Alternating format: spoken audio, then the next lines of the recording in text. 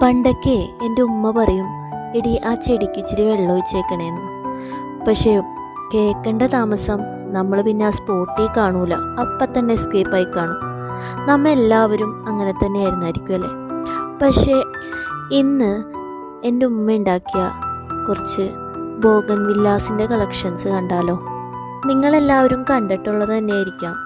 പക്ഷേ ഇതെവിടെ ഇങ്ങനെ നിൽക്കണ കണ്ടപ്പോൾ എനിക്ക് നിങ്ങളെയും കൂടി കാണിക്കണമെന്ന് തോന്നി.